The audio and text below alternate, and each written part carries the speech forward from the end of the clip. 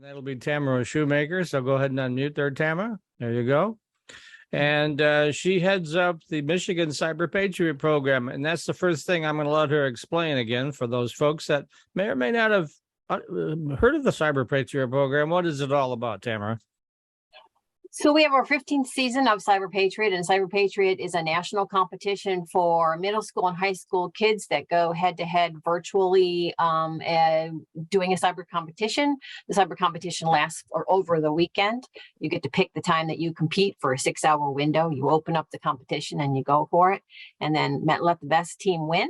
Nationally, there's a national ranking. We have rounds that go on from October until April, and we have our finals, and that's the only time that folks get flown in and they do head-to-head and have all kinds of wonderful challenges thrown at them as they protect their PCs, their company, their small company, and all of their networks and things like that against all of the bad guys they're going to try to get at them.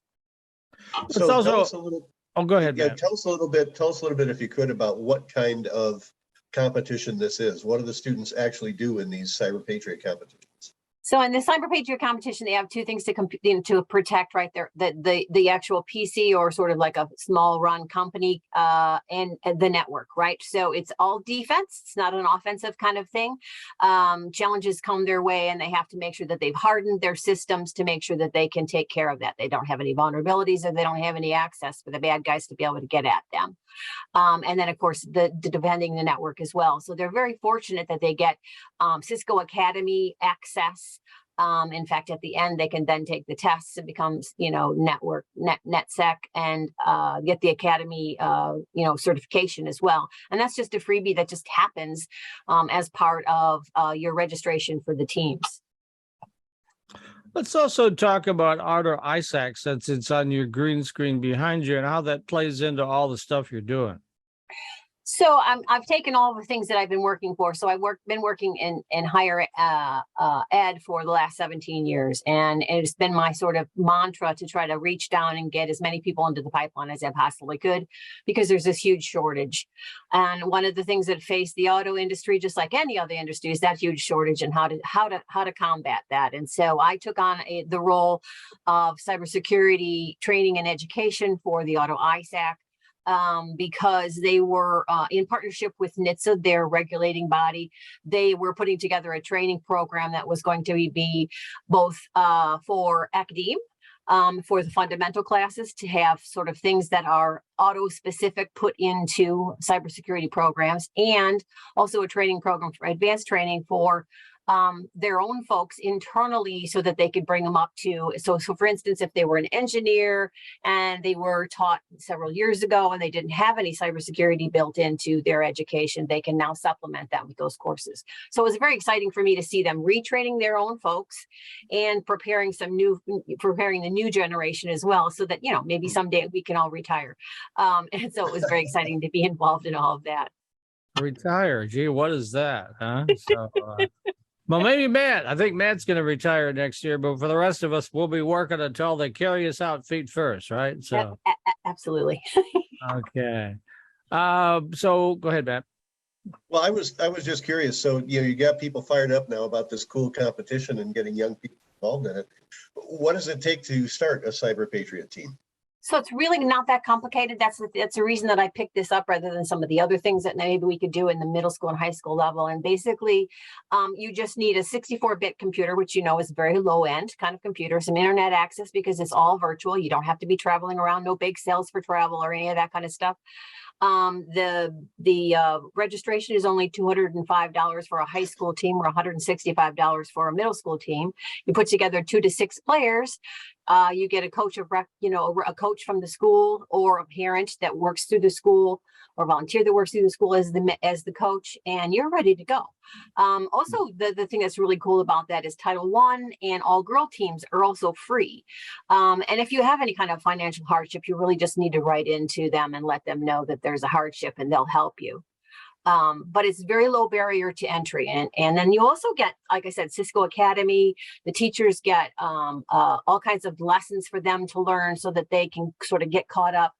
There's a lot been put into to make sure this is easy to implement in high schools and middle schools across the country.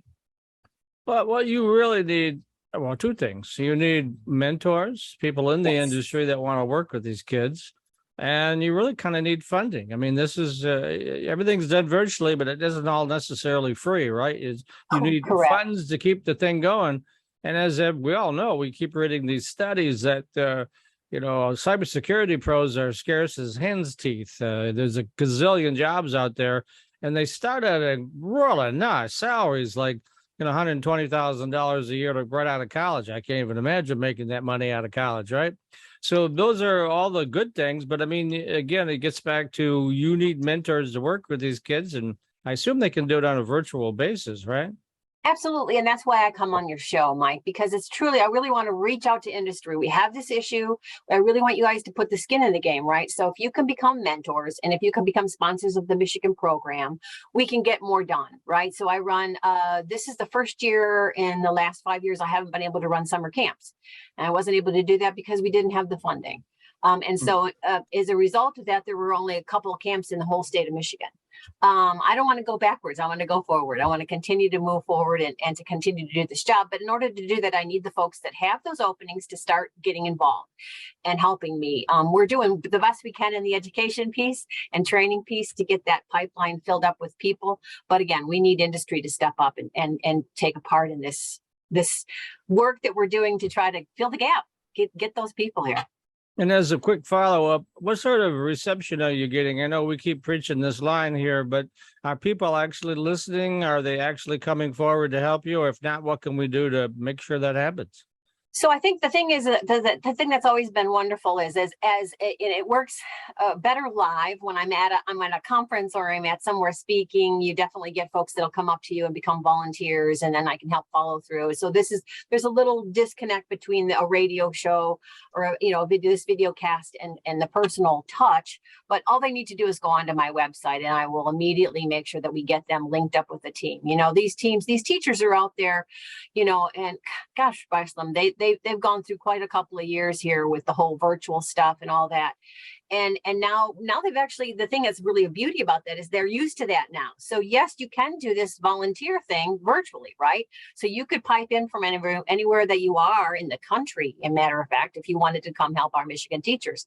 But they really need a hand, right? So our teachers really, really need a hand. And that's also why my husband and I wrote the book that we recently wrote, is because they don't know where to start. They don't know where to begin. They don't know what to do to try to get this going, but they all know that this is something that the kids need. And so they're very receptive. They just need a hand, and they need someone from industry that this is something that you do for a living. And if you can just give an hour a week, that would make all the difference in the world. All right. So if you click on the green button as they instructed you, and you've got your book cover on your desktop, you'll be able to show the cover. And there we go. Okay. Did it work?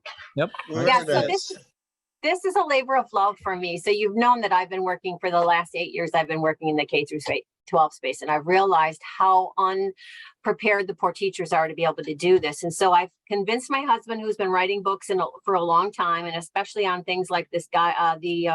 This is all based on the ACMI IEEE Cybersecurity Curriculum Guide, or what they commonly called the CSEC 2017. And so these are standards and guidelines for higher education. That doesn't really help our middle school and our high school teachers know exactly what to teach. And they don't really have a cross-cutting kind of guideline for that. And so we put this book together. It was a labor of love, very difficult for him. He had to sort of change gears, right? He's used to writing books. These books are normally, the books that he writes for CRC Press are normally for CIUSOs and at that level, and his graduate students. And so he wrote this for middle school and high school teachers. It's a conversational book. It is not a beat you over the head with the standard book, but it shows you how you can align your programs and what each one of these pieces and parts are that are in the guideline, how they fit into a middle school and high school curriculum, and where you can get more resources and that kind of good stuff. We even had a high school student, and you can see by the cover, we had a high school student do the illustrations. And so we wanted to make this very user-friendly, so that they can easily pick this up and briefly read through it. And again, not be totally jammed up with standards and guidelines and, all that lovely bureaucracy that can get in the way of true education. Sure. So how can people get this book? Where do they go online? It will be on Amazon. It is just coming out. CRC Press is about ready to send me my box full of free copies, and I'll be sending all my copies that I can lay hands on to all the 50 teachers across the state that are my CyberPatriot teachers. They'll be the first ones to get a copy.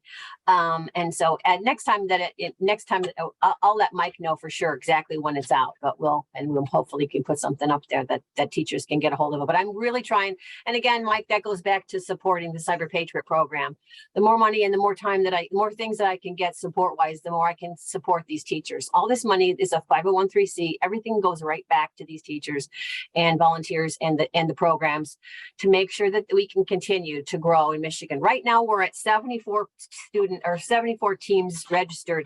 Before COVID, we were at 178 teams. So we've fallen behind a little bit. I'm hoping we still have this month to register. So we have till October 5th for everybody to register. And I'm really hoping that folks are going to get on and be able to continue to register teams. And hopefully I'll get some volunteers to register as well to help them. At the very top, you got to click on stop share. And then we go back to the regular screen. Absolutely. All right. Well, it sounds like this might be the kind of thing where people might want to perhaps purchase a copy of this book and then donate it to their local high school or middle school. Oh, that's wonderful. Right? That's a great idea, Matt. That's absolutely great. That would be perfect. Absolutely. Well, sign me up for one. I'll donate it to the high school my kids went to. So that sounds great. Of course, we'll promote it at MITech News and through our social media sources and stuff, and a worthy cause.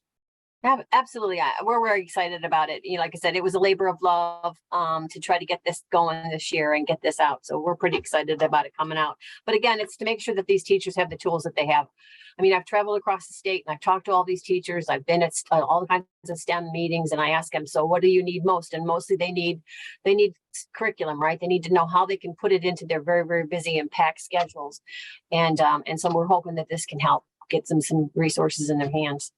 I hope that by October 27th, when the Michigan Cybersecurity Summit takes place in Novi at, what do they call that now? The Suburban Showplace Collection or whatever it's called.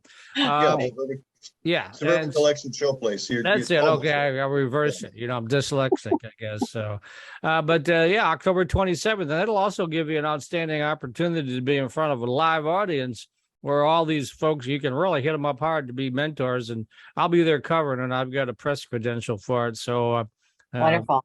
Yep. Wonderful.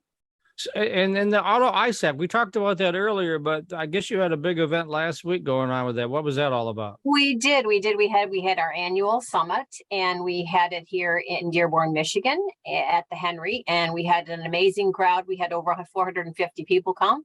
Wow. That's over double what we had last year. So people are pretty excited. It was again still a hybrid, so that it was virtual and it was in person, but we had over 450 people come, packed out. It was wonderful. It was a great production. We covered a lot of really important things. And got everybody together again, which was the really, really important part, because, auto ISACs are about sharing information and making sure that we're all protected and we all have the same information. And those relationships are really important. And so it was a really good week that we spent together last week in Dearborn. Matt? All right. So basically the CyberPatriot program now is in 70 schools. I mean, what's your goal here? How many would you like to be? Well, like I said, prior to COVID, we had 178 teams. And so we've taken a little bit of a hit, right? So last year we had just under 100. So I'm hoping to get back up to at least what we were last year. Again, it was a real hard lift for everybody else. They were virtual classes, and then you asked them to do a virtual after school program, and that was just too much. But now everybody's back in school, back in class. And I'm sure that they're going to be just like our auto folks were. They're dying to, start doing some of the things that they were doing prior to COVID. And that's one of them is to play this game against each other. And go head to head, nationally and see who the best is. And we've been doing really, really well. And I hope to continue to do that now that things are sort of semi back to face, right?